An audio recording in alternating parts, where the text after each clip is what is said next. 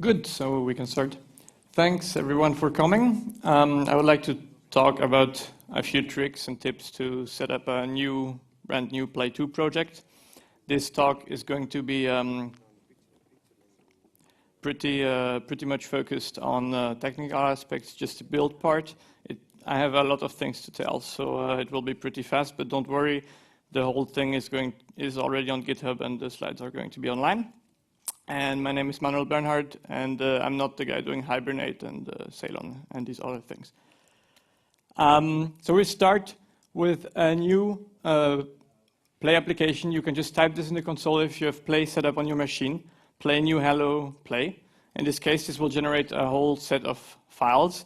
And the files that are going to be interesting for us in this case are the build.sbt file, which is at the root of the project, and that contains mostly all the library dependencies and settings for the project. And then there is the plugins.sbt and the project folder, which contains plugins, which is a mechanism that allows to extend the build. So this is the default one. You just have one plugin, which is the Play plugin, saying, hey, this is a Play application.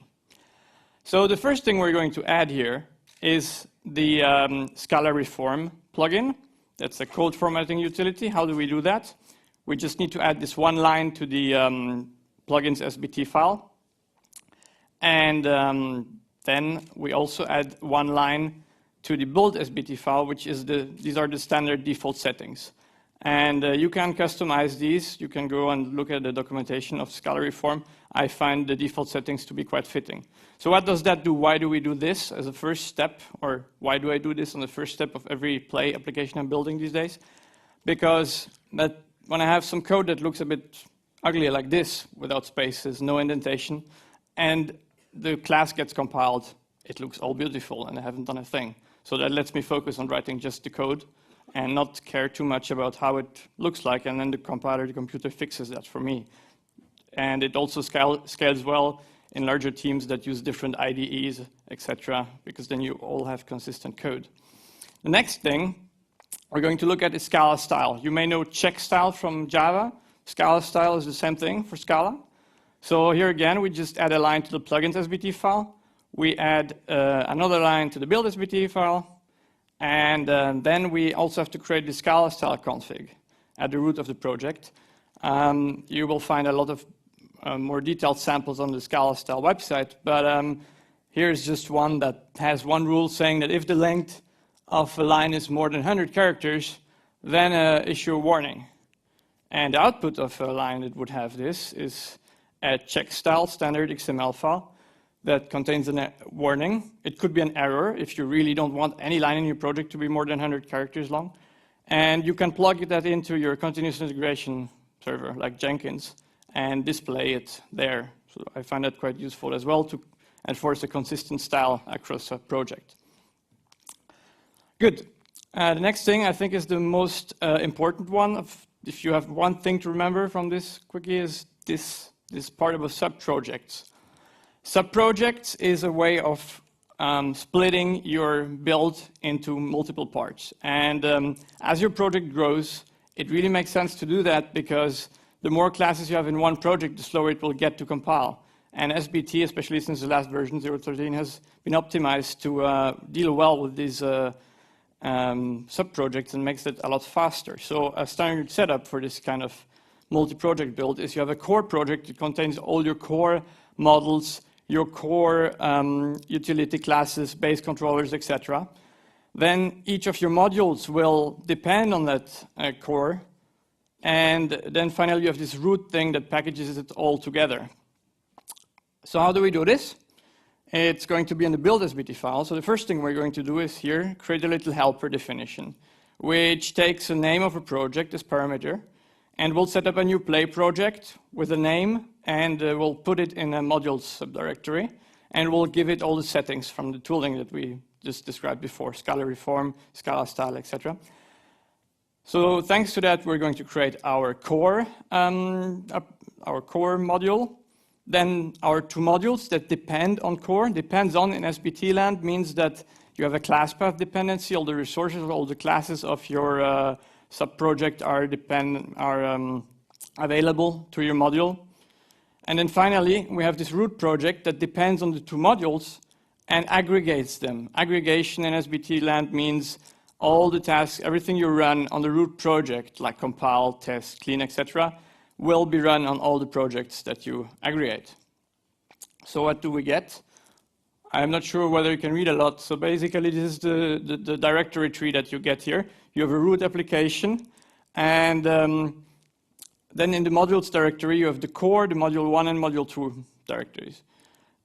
The conf directory, or an advice they would have if you have this kind of setup, usually the application conf is in the root conf directory that you created at the beginning.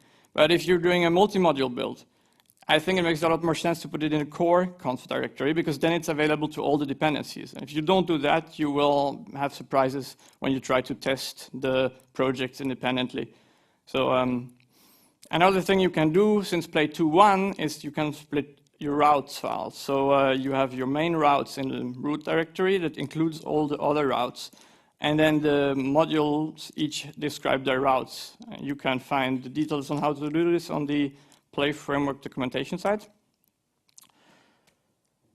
There is a but, because as your project grows and you have many modules, say 30, 40, and then you happen to use Snapshot dependencies, you will run into bug number 413. And what this bug is about is that due to the nature of how IDE works, SBT uses IDE, for each of the projects there is this resolution process of finding the Snapshot dependencies and all dependencies happening all over again.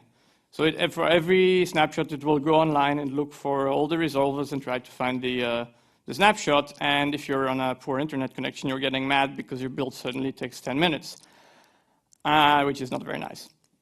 So what do we do about this? You could not use snapshot dependencies, or you could buy some beers to the guys doing the library to make a release and not have to depend upon a snapshot dependency. But if you can't do that, the solution I found is to use a local caching proxy, for example, Squid. So for OS X, there's the Squidman utility, and for the other operation systems, there are workarounds as well. You just configure this, set up SBTs to start with these JVM parameters, and then you're good again. You don't need to throw your computer out. Good. We're probably going to build web applications with Play. So one thing that is pretty nice here is the tooling for web applications. James Ward created a plugin for Chrome. You can get it for free on the Chrome App Store. And when you have this installed, what you can do is you can install the Play Auto Refresh plugin. So you just add again one line in your plugins SBT file and the settings. And then you can just code on one screen and have your browser open in the other, and without touching anything, if your IDE is saving the files automatically, it just reloads, which is really pretty cool. It goes really fast, and it makes for a really nice development process. Another thing that you can do, Play, whenever there is an error or compilation error, will show this message.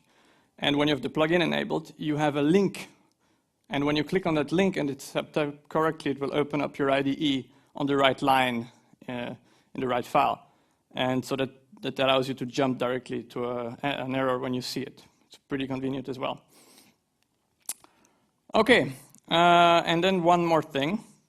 Dependency injection. Play used to not support this very well. Now there is, from 2.1 onwards, there is support for controllers, for initiating controllers dynamically, and there are plans for having plugins as well, initialized via dependency injection. So usually this is a controller, and you see it's a class. When you look at other examples, you will notice often it's an object or just a static. Here we use a class, and we have a dependency, which is a greeting, which we will then eventually display. Then the only difference with a normal controller or a controller that doesn't use a class is that you have to add this little @ sign in the routing file. And then you have to somehow instruct Play to initialize your dependency. So how do we do that? You have this global settings trait that you can use to initialize advanced settings in play. And there is this getController instance method that tells you, hey, here's my class, how do I get an instance? And one solution that is pretty straightforward is to just do something matching on the type and initializing it by hand there with an U. You can, of course, at this stage, plug in juice, spring, subcut, whatever you like. I find this method to be pretty efficient, and I'm using it in a few projects. It's pretty nice, and it's cheap to set up. And that's it. So the code is on GitHub. Do you have any questions? I think we have a bit more time. No questions? Okay. Thank you.